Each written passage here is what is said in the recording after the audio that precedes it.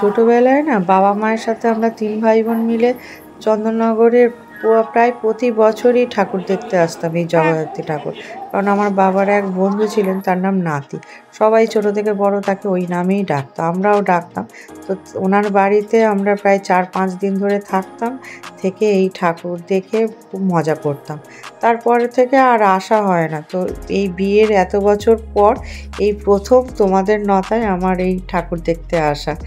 আর আমার বড়রা আসে প্রতি বছরই বন্ধুদের সাথে। তো এবছর বলেছে যে চলো তোমাকে নিয়ে যাই। তো দুপুরবেলা খাওয়া দাওয়া সেরে, আজকে রবিবার ষষ্ঠী, বললো একটু এই সপ্তমী আজকে, সরি। তো বললো যে আজকে একটু ভিড়টাও কম থাকবে, চলো তাহলে দেখে আসি। তো একটাই রিকোয়েস্ট করব, যারা আমার চ্যানেলে এখনও সাবস্ক্রাইব করোনি, নতুন বন্ধু যারা, তারা প্লিজ সাবস্ক্রাইব করে দিও। কারণ আমি বেশিরভাগ ফ্যামিলি ব্লগ, ফ্যামিলি ভিডিও করে থাকি। আশা করি তোমাদের সবার খুব ভালো লাগবে।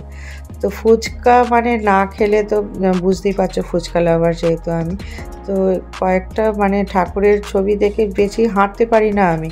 বর বলেছে যে হেঁটে হেঁটেই দেখবে, কারণ এখানে গাড়ি নিয়ে আসলে কোথায় পার্কিং করব না করব সে অনেক ঝামেলা।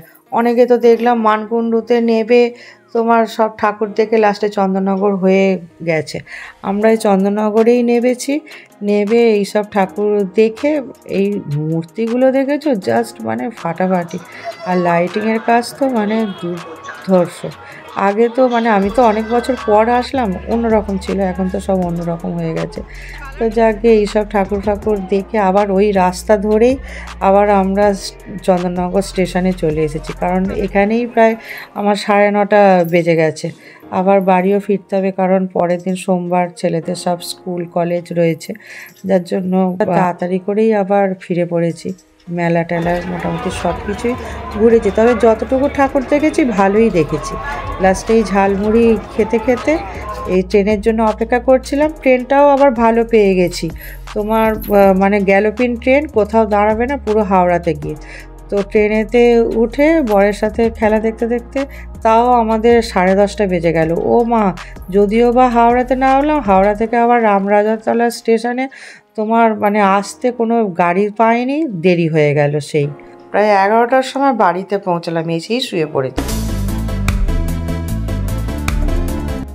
তো এই যে সকালবেলা এখন প্রায় 9:30 মতো বাজে, আমার বর জগন্নাথ ঘাট থেকে এই সব ফুল মালা টালা সব নিয়ে এসেছে।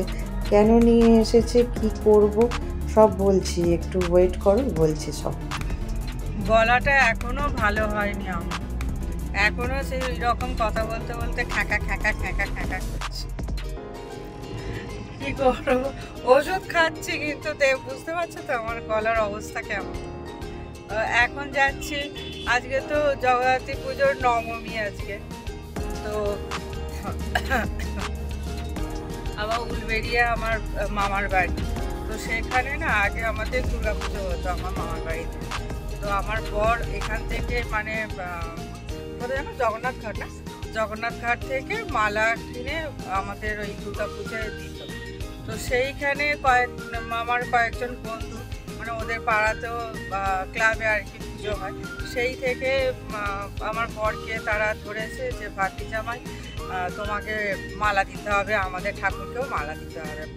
তো সেই থেকে যে শুরু হয়েছে। এখন আমার মামার বাড়িতে দুর্গাপুজো হয় না, কিন্তু সেই যে মানে শুরু হয়েছে, ঠাকুরেরই কৃপা যে প্রতি বছর উনি আমাদের থেকে নেন, যার জন্য আমরা দিতে পারি। তো আগের বছরে আমার বর গিয়েছিল মালা দিতে, তো কথা ছিল যে এবছর আমি যাব। তো এখন মামার বাড়িতে আমার কেউ থাকে না, তোমাদের দেখাবো আমার মামার বাড়িটা।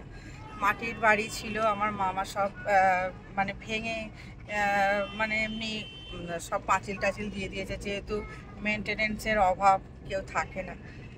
তো যাচ্ছি, মালাটা দিয়ে চলে আসবো, কারণ যেহেতু ওখানে কেউ থাকে না, কেউ জানা চেনা সেরকম কেউ নেই, তো থেকে কি করব।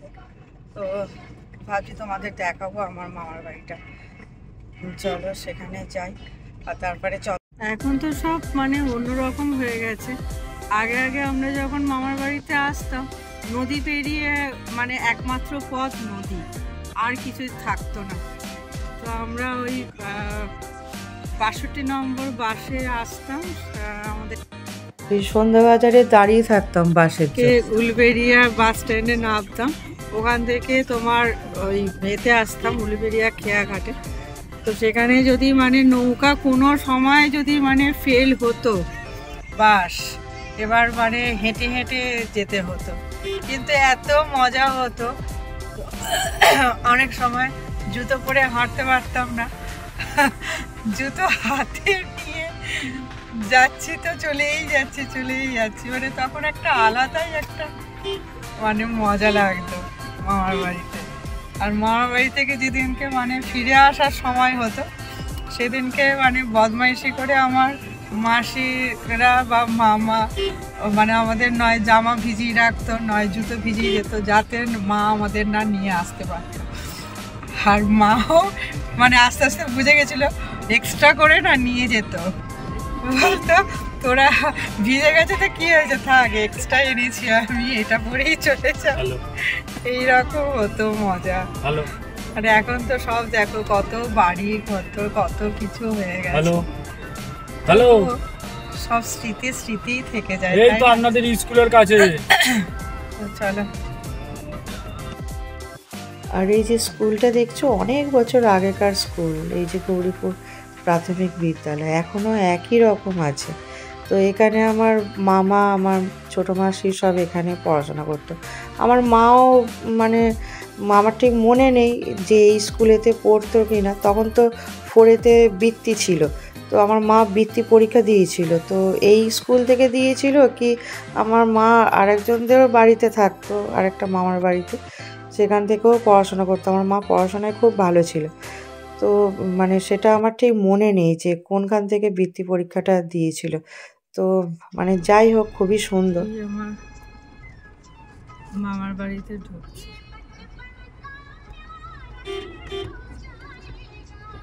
এখানে একটা মুদিখানা দোকান আছে, আমার মামার বন্ধু হয়, মানে আমার হাবি মাসি যখন এখানে থাকতো একা, বলাই ছিল যে ওই মুদিখানা দোকান থেকে সব জিনিসপত্র সব কেনাকাটি করতো।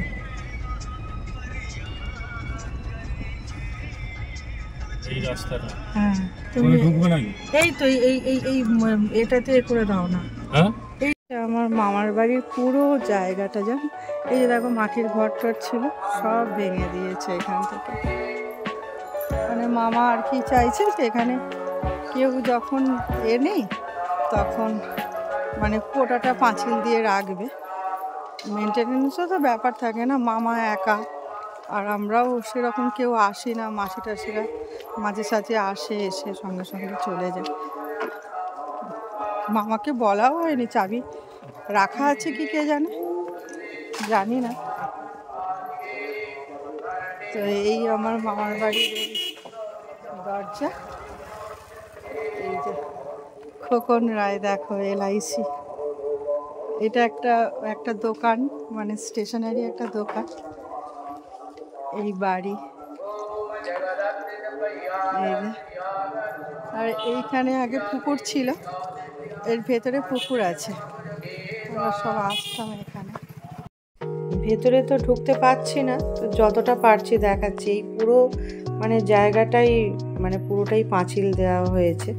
তো এইখানে আমরা আগে একটু গ্যাসে রান্না টান্না করতাম, এর ভেতরে কাঠের জালেরও ব্যবস্থা ছিল। জায়গাটা তো অনেকটাই বড়, তো সব কিছু মিলে মামাটা এই যে বাইক নিয়ে যাচ্ছে, ওই মামাটাই প্রতি বছর বলে ভাগ্নে জামাই মালা দেবে।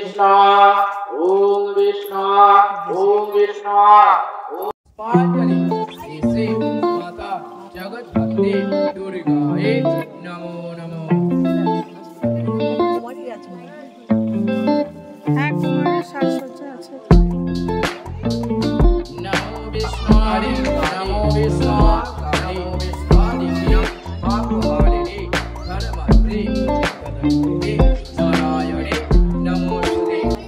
তো এই যে আমার বরের দেওয়া এই মালা প্রতি বছর ঠাকুরকে পরানো হয়, একেবারে পুরো মানে ওনার গলা থেকে পুরো এই ঘট পর্যন্ত পুরো নেবে আসে মালা।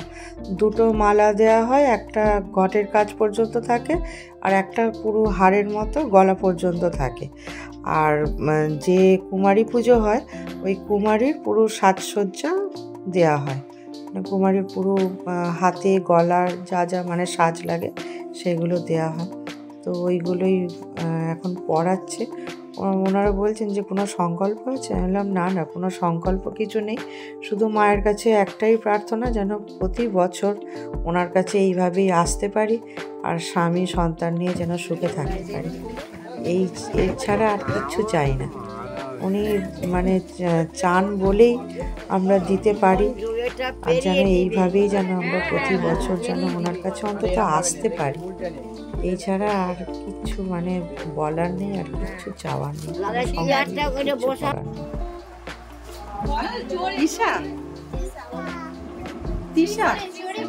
আচ্ছা, স্কুলে পড়ো? কিসে পড়ো? টুয়ে পড়ো? তারপরে তো এই কুমারী সাথে অনেক গল্প গুজব, অনেক আলাপ পরিচয় হলো। কি মিষ্টি দেখতে না, আর মতো খাচ্ছে। ওর মা পাশ থেকে বলে বলে দিচ্ছে যে বল, কোনো এ নয়, বল, ভয়ের কি আছে, বল।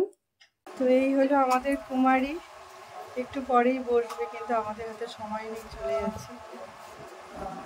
একটু টাটা করে দাও তো, একটু বাই বলে দাও।